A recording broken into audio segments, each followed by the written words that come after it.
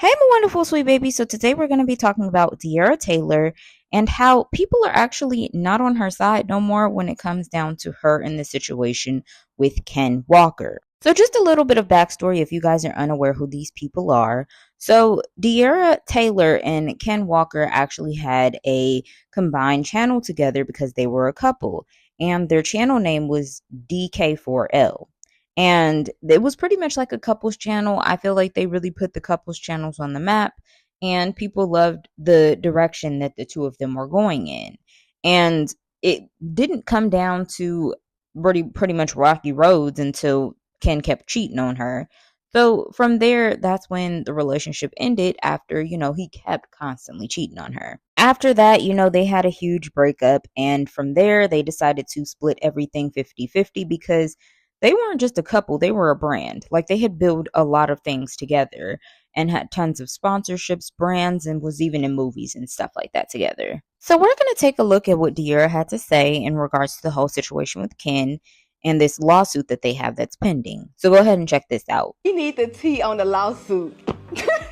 Child. So if you don't know, which you probably do, but if you don't, I am currently suing my ex. Well, I did sue my ex. And when you do a lawsuit, the next step after you file the lawsuit, you have to serve someone, and that has not yet happened yet. So that's currently where we at. So that's basically the update, trying to necessarily serve the person. But my lawyer actually emailed me the other day, and she was just basically saying like, this person is currently couch surfing. And so when someone don't necessarily have a address, like no bills in their name, no house, nothing is in their name, it's kind of hard to serve them. Basically what I'm trying to say, like when someone is living one way on social media and a completely different life in real life, it's kind of hard to serve them. But I mean, it's all good. It will happen. Someone said justice for De'Ara, indeed. Because one thing about it, baby, you can run from me, but you can't run from me actually.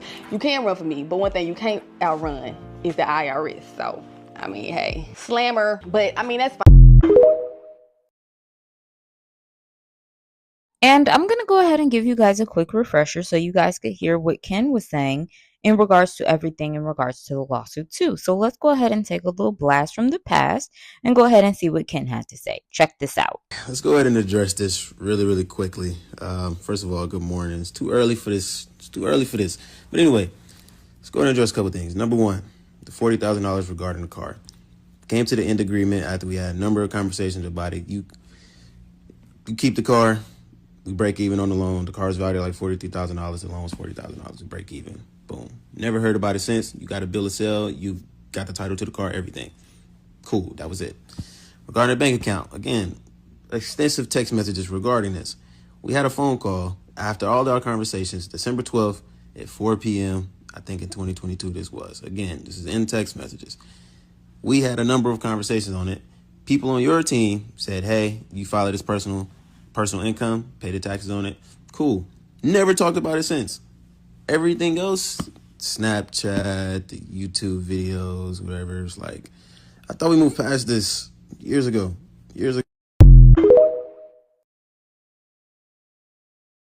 So here's my thoughts. I really wanted to be on the side of De'Ara, and I was on the side of De'Ara at first. But I think that the thing is, De'Ara's true colors are actually starting to show now.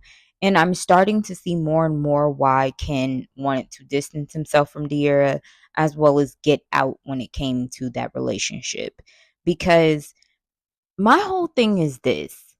Based off of what Ken was saying, they had established what they wanted to do with the accounts as well as with the cars and things like that. And it should have been a quick and easy fix, which was everything that they've gathered from everything. They split down the middle, they cut the check for each other, and then that should have been pretty much it.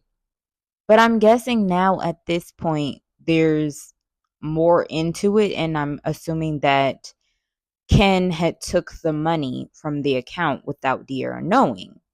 And that's why she wants to sue at this point. And a lot of people were on the side of De'Ara when that whole situation came forth of her stating that, she was getting that money stolen from her. So that's why she wanted to sue, because it was money that they had made together.